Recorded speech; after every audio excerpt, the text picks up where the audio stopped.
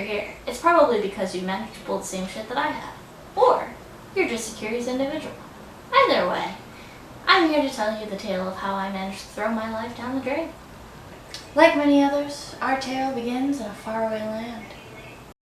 Genuinely, a faraway land. A place where lads and lasses alike could both wear skirts. Or kilts, as they called them there.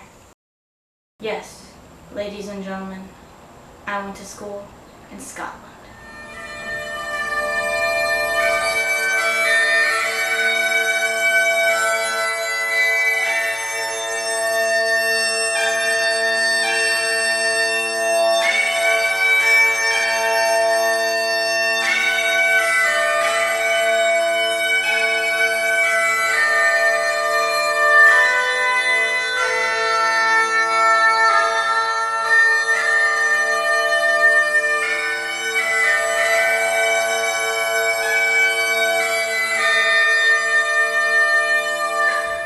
People often ask me, and I ask myself, why the fuck did you go there?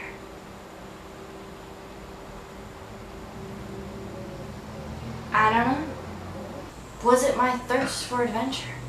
My limitless spirit? My insatiable appetite for experience? No. But I had my reasons. Firstly, it was a highfalutin school.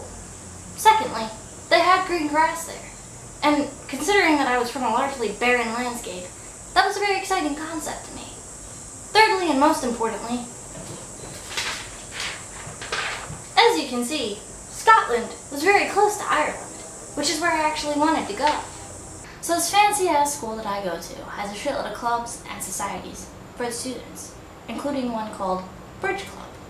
In case you don't know what bridge is, don't worry. You're not missing out. Bridge is a card game whose origins can be traced back to Italy and France. The game gained widespread popularity in the 1890s and found its way into the hearts and onto the kitchen tables of good old average American families everywhere. Nowadays, it's a game that old fuckers just love to play. And so I joined. I was now a part of a society of the educated bourgeoisie, and I didn't fit in well. Surprisingly enough. This is because I am what's known as a Southerner. You see, there's this widespread notion amongst British people that all we Southerners are is a bunch of gun-toting idiots. Unfortunately, they weren't that far off. But I digress. I was trapped in a world of stuck-up nitwits, each of whom believed that they were the smartest person in the room, and consequently, God's gift to humanity. One fateful evening, Bridge Club decided to have their version of a gathering. At this gathering, I would come to meet the biggest twit of them all. Let's call him Pipsqueak. Eventually, me and Pipsqueak decided to shack up. I'd like you all to know that Pipsqueak was one of the most pompous, arrogant assholes I've ever had the unfortunate misery of knowing personally. We would stay together for 2 years. And I would spend the majority of those 2 years racking my brains, trying to figure out how the fuck to make Pipsqueak happy. But you see, the problem was that I was never quite good enough for Pipsqueak. He would be sure to remind me of this every single waking day of our relationship, whether I was washing the dishes, doing the laundry, or even making him dinner. You could be sure that in Pipsqueak's eyes, I was doing everything very wrong. Over the course of our relationship, I began to lose touch with everything that I held near and dear. My family, friends, and as you can probably guess, my academia began to suffer as well. As the end of second year was fast approaching, I began to really hone down on my studies. You see, I was scared shitless. I had been so goddamn concerned about Pipsqueak that I had been failing classes left and right.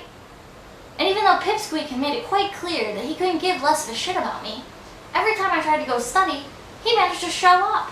Pipsqueak's favorite activity was wasting oxygen, and he never felt the need to study because he thought he already knew everything he needed to know about the world anyway. Despite how badly I'd been doing, I managed to cling on to a belief that I could never actually, truly fail. This was probably because, before this, academics had never really been a source of concern for me. I'd always done alright for myself. Until now. Test day finally arrived, and after that exam, I knew I'd really screwed the pooch. I'd failed. What would follow would be many days of darkness and despair. But we'll get more into that later.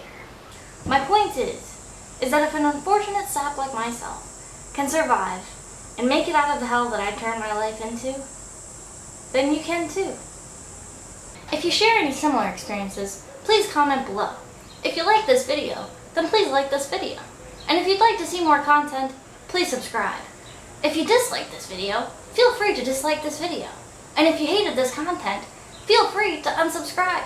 Although, I highly doubt that you'll be able to do that since I have no subscribers.